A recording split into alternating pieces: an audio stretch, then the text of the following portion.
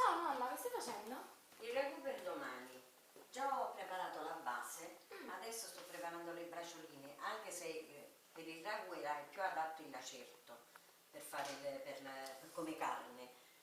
Metto queste bracioline, si fa una base pure sulla carne, pinoli, pecorino romano, uvetta, aglio e prezzemolo. Si avvolgono e si mettono a rosolare sulla base che io già ho E preparato nella base prima. che cosa c'è?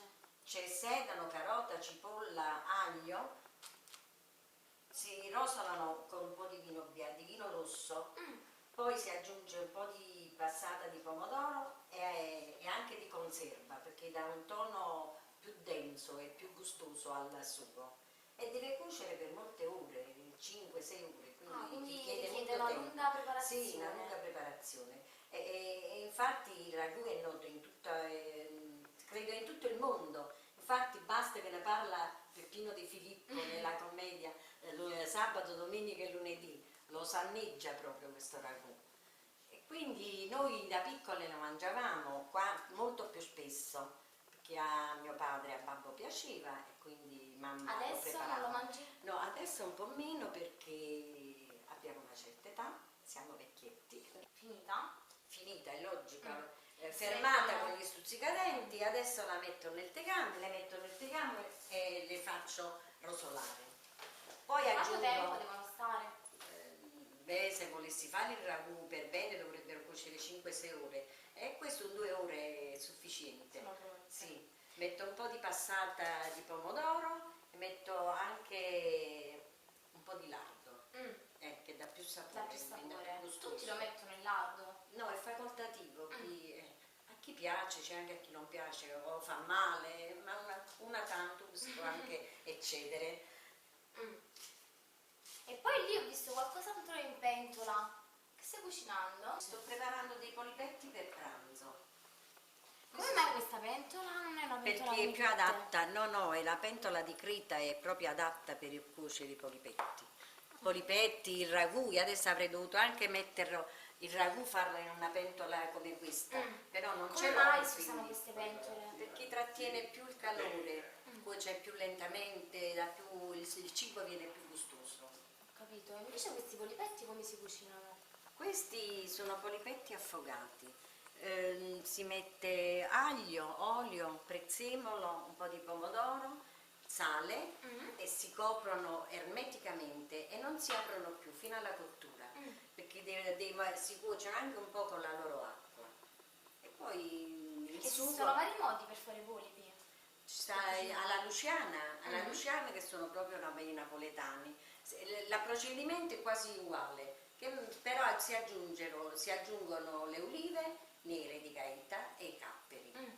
Questi invece sono polipi. Questi sono affogati che cuociono un po' nella loro acqua. No, secondo te, nonostante i tempi oggi siano completamente cambiati, la cucina di un tempo è ancora forte, si sente ancora dura, oppure ormai è andata via via scomparendo? Domanda impegnativa e difficile. Io ritengo che l'Italia e Napoli siano ancora legati alle tradizioni e la cucina napoletana fonda le sue origini nell'agricoltura, nella pesca e credo che fin quando vi sarà agricoltura, pesca è difficile che morirà. Forse fra alcuni anni, cambiando completamente generazione, può darsi che verrà ridimensionata, ma non credo che morirà. Anche perché comunque oggi non c'è più tutto quel tempo che magari le donne avevano una volta di mettersi davanti al fornello a cucinare, magari adesso si tende più a ottimizzare i tempi, quindi a utilizzare cibi precotti, non so. Hai perfettamente ragione. Difatti il ragù, di cui ci parla molto Edoardo De Filippo, viene preparato alle 5 del mattino, mentre la servotta unisce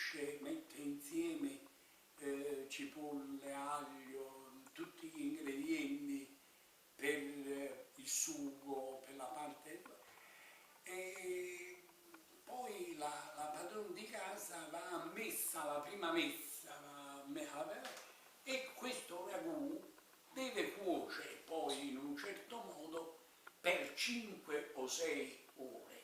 È chiaro che oggi non troveremo facilmente una donna che intende alzarsi alle 5 del mattino per preparare il ragù quando prende un cibo precotto e lo porta a tavola in 5 minuti.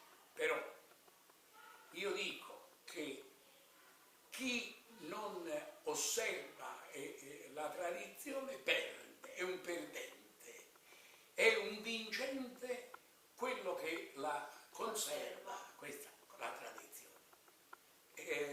Le mie figlie, quando di tanto in tanto facciamo il ragù in casa, mangiano per primo, secondo e terzo solamente il ragù. Perché è un pasto completo. Beh, non solo, ma ne vogliono 2 volte, il primo lo vogliono 2 volte e poi c'è tutto quello che accompagna la preparazione al ragù, tagliare gli ziti lunghi con le mani, poi c'è chi deve preparare gli ziti e la pasta tipica che serve per fare la pasta al ragù. E si rompono questi ziti a una certa misura, con una manualità. E poi c'è chi, per esempio, è addetto a preparare il formaggio da mettere dopo sopra, e quindi vengono coinvolti, guarda, un po' tutti i componenti della famiglia o alcuni componenti della famiglia e non solamente la povera mamma che sta dietro il addobbare. E quindi poi pensa che quando noi facevamo il ragù invitavamo degli amici a cena da noi e giocavamo in cucina a carte, perché a turno ognuno si alzava per andare a girare questo ragù, per la paura che il ragù legava con la pentola di coccio oltretutto. E quindi questo è uno dei piatti tradizionali della cucina napoletana. Però io ritengo che quando si parla di vecchia cucina, antica cucina, in tutta Italia si deve fare una differenziazione.